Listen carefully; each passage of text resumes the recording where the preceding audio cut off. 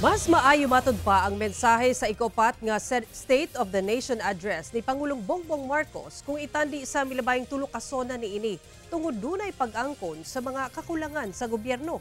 Kini ang obserbasyon sa Dean sa UP National College of Public Administration and Governance. Apan nakulangan matud pa ang sona sa pag-usa-usa sa priority bills nga kinahanglang iduso sa Kongreso. Anay report ni Argil Relator. Thank you very much. Miabot og 1 hour and 11 minutes ang ikaupat nga State of the Nation Address ni Pangulong Bongbong Marcos. Lakip sa nahisgutan ni PBBM ang pagpatuman og car-free Sundays sa pipila ka lungsod, lakip na ang Davao City. Ingon man ang mga proyekto ug programa alang sa Mindanao. Sama sa suporta sa sports, labi na sa pahigayon nga Batang Pinoy Games sa General Santos City sa Oktubre. Librang sakay sa Davao, Mindanao Transport Connectivity Improvement Project nga nagkonekta sa Cagayan de Oro, Davao ug Jansan.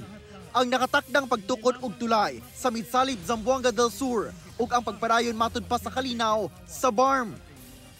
Sumala ni University of the Philippines, National College of Public Administration and Governance o NCPAG Dean Christopher Berse. Mas maayo ang ikaupat nga sona kung itandi sa milabay nga tulo ka sona ni PBBM. Because maganda yung messaging, nag-umpisa sa humility, di ba? Ng pag-amin na maraming pagkukulang yung gobyerno at nakita yon, sabi nga niya, nung resulta ng nakaraang eleksyon.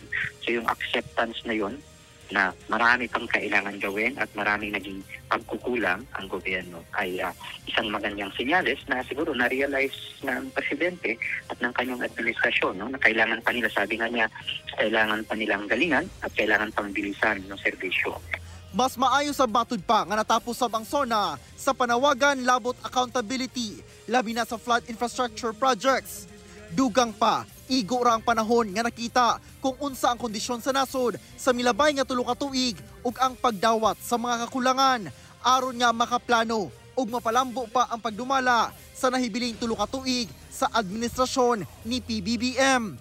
Klaro matud pa sa sona ang achievements ug mga programa sa nagkadaiyang sektor nga buot ipatuman apan nakulangan daw sa pag-usa-usa sa priority bills nga kinahanglang iduso sa Kongreso nga mao'y muhulma sa gobyerno sa mga mosunod nga tuig. Okasyon naman gud unta daw kay ana-ana sa iyang atubangan ang mga miyembro sa House of Representatives ug Senado nga mao'y tigpanday ug balaod. Kukulangan lang ako in terms of kung ano ba yung mga priority legislation, no, na gusto niyang gawin o pagtuunan ng Kongreso within the next 3 years. Kasi yun, medyo hindi nabanggit yun, yung issue ng right sizing.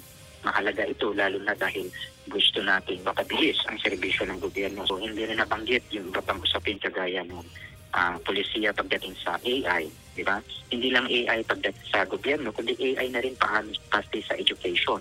Mas maayo matud pa kung matranslate ang kalmadong pag-deliver ni PBBM sa iyang sona sa pagpatuman sa mga programa sa gobyerno o pagduso og mga polisiya. Siguro maganda kung makita talaga natin na less adversarial yung relationship with different other political actors, no? Kasi kumbaga pwede naman tayong mag-disagree, pwede namang magkaroon ng magkakaibang paniniwala, no? Prinsipyo sa in terms of pamamahala. Pero dapat nandun pa rin yung level of civility, no? Level of statemanship, nandun pa rin yung level of kumbaga courtesy, no? Na in-expect natin sa lahat ng mga opisyal ng gobyerno. Tungod kay limited matud pa ang oras sa sona, nagtuo si Dean Berse nga gihatagan og panahon ni PBBM sa sona ang infrastructure projects, transportation sa Mindanao o hiskutanan sa BARM. Ako si Argil Relator. 1 Mindanao.